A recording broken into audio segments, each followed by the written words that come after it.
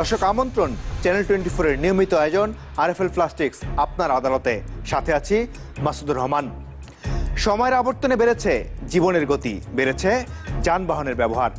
একসময় মানুষ হেঁটেই চলাচল করত, কিন্তু সময় যত গড়িয়েছে চলাচলের জন্য রাস্তাঘাট বানানো হয়েছে ব্রিজ, বানানো হয়েছে কালভার্ট, কিন্তু সড়কে চলাচলের জন্য নিরাপদ আইনটি শুধু ঠিকমতো পালন করা হয়নি।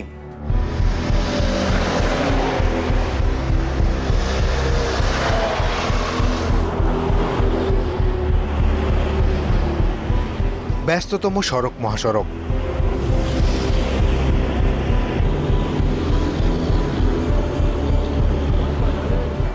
হাজার হাজার গাড়ি ছুটছে,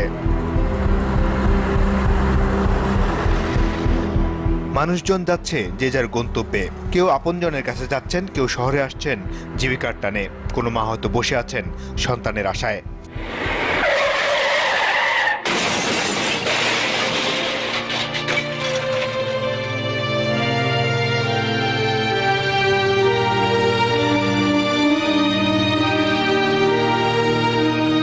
কিন্তু আমরা কি জানি, ছোট্ট একটি ভুলের কারণে একটি পরিবারের স্বপ্ন ধূলিসাৎ হয়ে যেতে পারে, পথে বসে যেতে পারে পুরো পরিবারটি। যারা ফাল দিয়েছে তারা বেঁচে, যারা ফাল দিতে পারে না তারা মরে গেছে। গড়িয়ে পড়ছি, রক্তে রক্তাক্ত।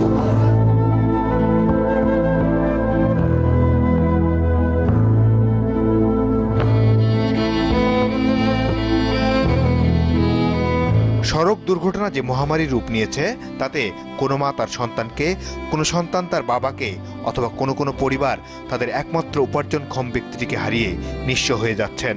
কোনো আইন দিয়েই আটকানো যাচ্ছে না সড়ক মহাসড়কের দুর্ঘটনা। আমরা যদি লাশ মনে হয় একভাবে একটা পরে রয়েছে, মানুষের দরে হাটকি হয়ে গেছে, লাশ দেখে মানুষের মাথা নষ্ট হয়েছে। আমার আত্মীয় 4 জন, আমার 2 বোন, আমার বাবা, আমার বোনের জামাই।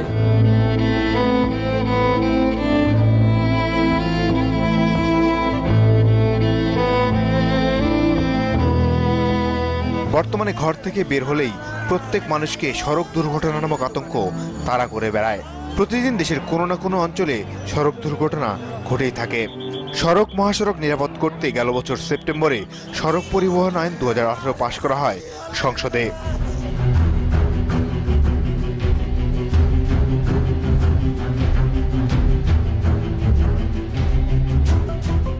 আইনে বলা হয়, এখন থেকে ড্রাইভিং লাইসেন্স পেতে হলে 8ম শ্রেণী পাশ করতে হবে, যেখানে আগে শিক্ষাগত যোগ্যতার প্রয়োজনই ছিল না। সেই সাথে চালকের সহকারীকে 5ম শ্রেণী পর্যন্ত শিক্ষাগত যোগ্যতা থাকতে হবে। বলা হয়, গাড়ি চালানোর জন্য বয়স অন্তত 18 বছর হতে হবে। গাড়ি চালানোর সময় মোবাইল ফোনে কথা বললে 1 মাসের কারাদণ্ড এবং 25,000 টাকা জরিমানার বিধান রয়েছে।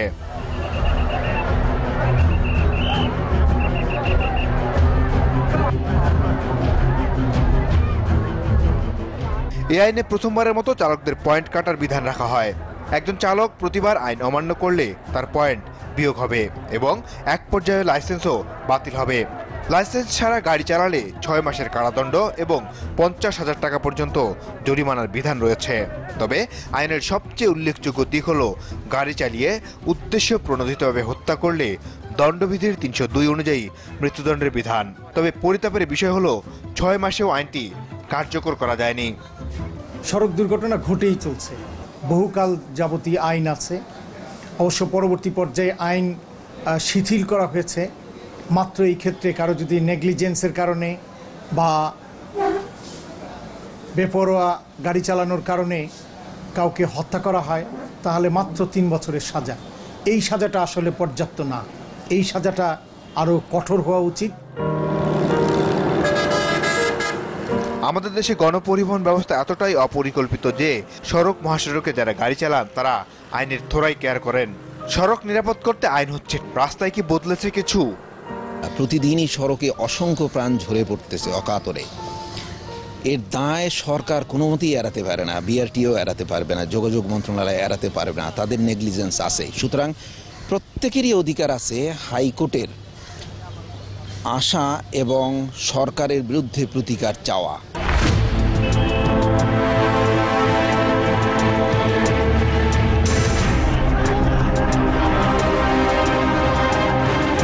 গেল বছর রাজধানীর বিমানবন্দর সড়কে 2 শিক্ষার্থীর বাস চাপায় নিহত হওয়ার পর এক অদ্ভুত আন্দোলন দেখে বাংলাদেশ।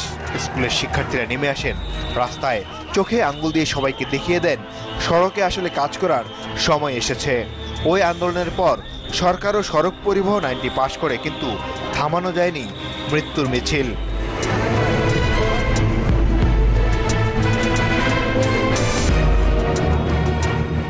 বিশ্বব্যাংকের এক প্রতিবেদন বলছে, সড়ক দুর্ঘটনায় প্রতি বছর সারা বিশ্বে মারা যায় প্রায় 12.5 লাখ মানুষ। আহত হয়ে কর্মক্ষমতা হারায় আরও অনেকেই। এর ফলে উৎপাদনশীলতা কমে আসছে, নষ্ট হচ্ছে দ্রুত প্রবৃদ্ধির সম্ভাবনা। সড়কে হতাহতের সংখ্যা অর্ধেককে নামিয়ে এনে মাথাপিছু আয় 22% পর্যন্ত বাড়ানো সম্ভব বলে দাবি করা হয়েছে বিশ্বব্যাংকের ওই প্রতিবেদনটিতে। দর্শক, সড়ক দুর্ঘটনা নিয়ে আরও জানবো, তবে বিরতির পর।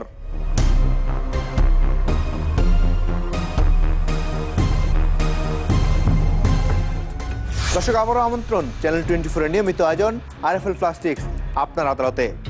সাথে আছি মাসুদুর রহমান। সড়কে ঘটে যাওয়া দুর্ঘটনাগুলো মৃত্যু নাকি অবহেলাজনিত মৃত্যু তা নিয়ে বিতর্ক থাকতে পারে। তবে নিরাপদ সড়ক চাই আন্দোলনের এক পরিসংখ্যান বলছে, গত বছর সড়ক দুর্ঘটনায় প্রায় 4,500 মানুষের মৃত্যু হয়েছে। এর মধ্যে 42% মৃত্যু ঘটেছে গাড়ি চাপায়। সড়কে মৃত্যুর হাত থেকে বেঁচে যাওয়া এক ব্যক্তির জীবনের গল্প শোনাবো এবার, যার ক্ষতিপূরণ মামলা আমলে নিয়ে রায় দিয়েছেন মহামান্য হাইকোর্ট। রাসেল সরকার হাইকোর্টে এসেছেন প্রথমবারের মতো। গত এপ্রিলেও রাসেল তার স্ত্রী সন্তান নিয়ে সুখের দিন যাপন করছিলেন। সেই রাসেল এখন সংসার কিভাবে চালাবেন সেই চিন্তায় চিন্তায় ঘুরছেন হাইকোর্টের বারান্দায়। কোথায় যাবেন, কিভাবে সংসার চালাবেন, হতবিহ্বল রাসেলের পুরো পরিবার।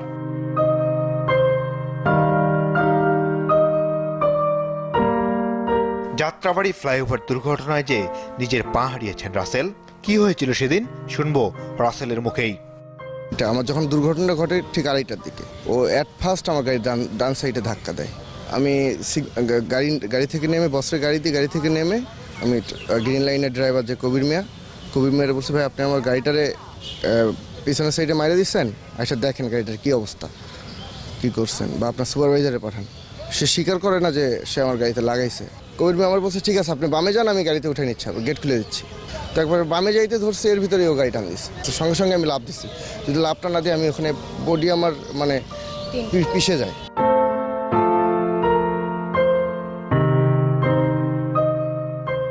এই যে হাইকোর্টের রায় দিছে, রায়ের পরে 2টা রায় হয়ে গেল অলরেডি। 2টা রায়ের পরেও তারা কোনো যোগাযোগ করে নাই এখন পর্যন্ত। এই অ্যাক্সিডেন্ট হওয়ার পর থেকে আমার সংসার কীভাবে চলছে সেটা একমাত্র উপরওয়ালা জানে।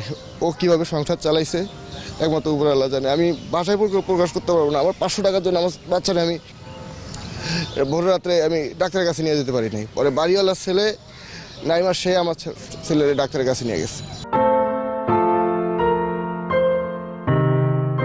রাসেলের স্ত্রীর কণ্ঠেও হতাশা আর ক্ষোভ জন্মেছে। কিভাবে তিনি তার বাচ্চাকে মানুষ করবেন সে চিন্তায় এখন তার দিন পার হচ্ছে।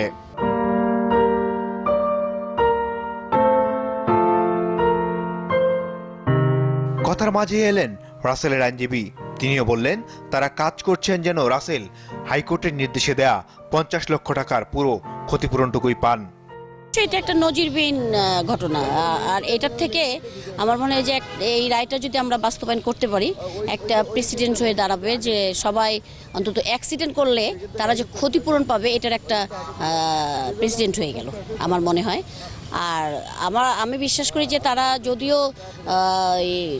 যদিও চেম্বার জজেও যায়, এটা রোধ করতে পারবে না। হাইকোর্ট বিভাগের যে রায়, এটা বাস্তবায়ন না করার কোনো সুযোগ নাই।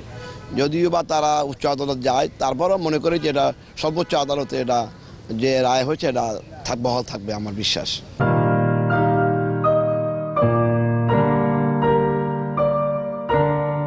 শুধু একটি দুর্ঘটনা একটি পুরো পরিবারকে হতাশায় ফেলে দিয়েছে।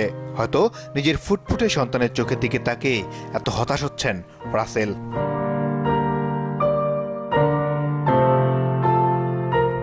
এক হিসেব বলছে গত এক বছর সারা দেশে ৩,১০৩টি সড়ক দুর্ঘটনা ঘটেছে। এসব ঘটনায় ৪,৪39 জনের প্রাণ গেছে, আহত হয়েছেন ৭,৪25 জন। দর্শক, আরএফএল প্লাস্টিক্স আপনার আদালতে সময় হলো আরও একটি বিরতির, সাথেই থাকুন।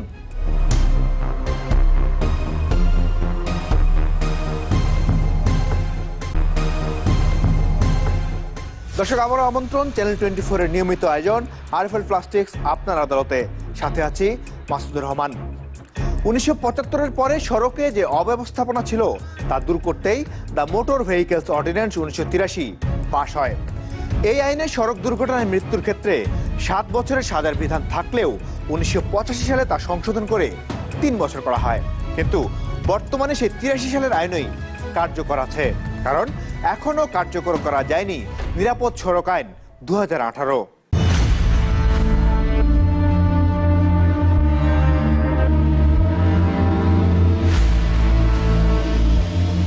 গত বছর কারওয়ান বাজারে তিতুমির কলেজের ছাত্র রাজীব হাত হারান দুটি বাসের রেষারেষিতে। এরপর হাসপাতালে মৃত্যু হয় তার। সেই ঘটনার পরদিন হাইকোর্টে একটি রিট হয়, যেখানে রাজীবের পরিবারকে 1 কোটি টাকা ক্ষতিপূরণ দিতে বলা হয়, কিন্তু সেই রায় স্থগিত করে দেন আপিল বিভাগ। 1 বছর হয়ে গেলেও রাজীবের পরিবার আর টাকা পায়নি। মামলাটিরও আর শুনানি শেষ হয়নি। অতি সম্প্রতি করা 3টি জনস্বার্থ মামলার মধ্যে 2টি মামলার যে আদালত অন্তর্বর্তীকালীন আদেশ দিয়েছিল ক্ষতিপূরণ দেওয়ার ক্ষেত্রে, 2টি পরিবার পেয়েছে। আর তিতুমির কলেজের ছাত্র রাজীবের ব্যাপারটি আমি মনে করি যেটা 1 কোটি টাকার আদেশ ছিল সেটা আপিল বিভাগ কর্তৃক স্থগিত হয়েছে, এবং আপিল বিভাগের নির্দেশনা অনুযায়ী এখন হাইকোর্টে আমরা পরবর্তীতে শুনানি করব।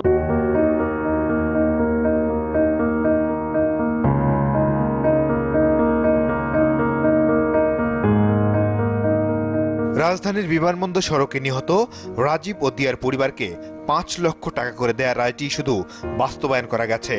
তবে সড়ক দুর্ঘটনায় আহত নিহতদের পরিবারকে আদালতের বাইরে ক্ষতিপূরণ দেবার ঘটনা খুব একটা চোখে পড়ে না। উত্তরাতে তাহসিনা মৃত্যুর ঘটনা অত্যন্ত মর্মান্তিক। বাবার হাত থেকে সরাসরি ক্লাস 1-এর মেয়ে গাড়ির চাকায় পিষ্ট হয়ে মারা গেল।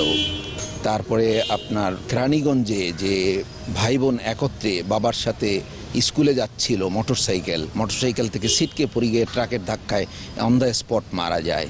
এই মর্মান্তিক, এগুলো দুর্ঘটনা বলা যাবে না, এগুলো মারাত্মক শকিং নেগলিজেন্সের কারণে মৃত্যু, দায়িত্বে অবহেলার কারণে মৃত্যু।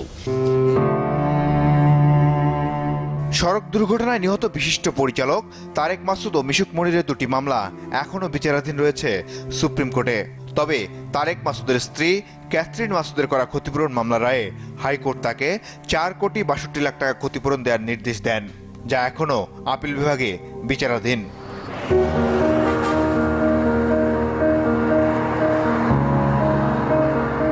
সেই রায়ে হাইকোর্ট পর্যবেক্ষণ দেন প্রায় অনিয়ন্ত্রিতভাবে গাড়ি চালানোর ফলে দেশে হতাহতের ঘটনা ঘটছে।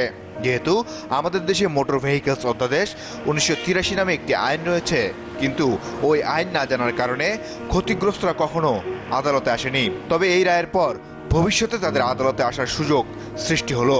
এখন থেকে কেউ সড়ক দুর্ঘটনায় ক্ষতির মুখোমুখি হলে আহত ব্যক্তি তার নিজের পক্ষে অথবা নিহত ব্যক্তির ক্ষেত্রে তার পরিবার এই আইনের অধীনে মাত্র 20 টাকায় আদালতে মামলা করতে পারবেন।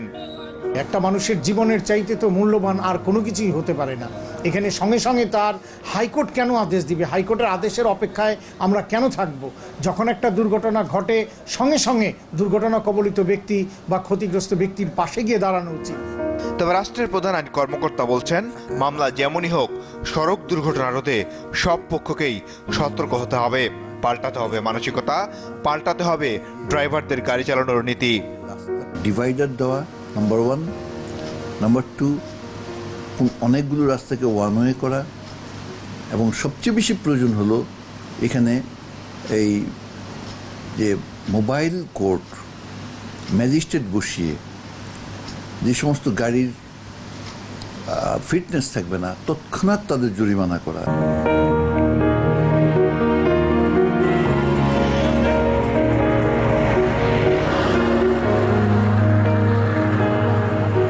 তবে তবে জোরে গাড়ি চালানো, সিগন্যাল অমান্য করা, অন্য বাসের সাথে পাল্লা দেয়া, বারবার লেন পরিবর্তন করা, রাস্তার মাঝখানে যাত্রী তোলা ও নামানো, ইচ্ছেমতো হর্ন বাজানো এগুলোই সড়ক দুর্ঘটনার অন্যতম প্রধান কারণ।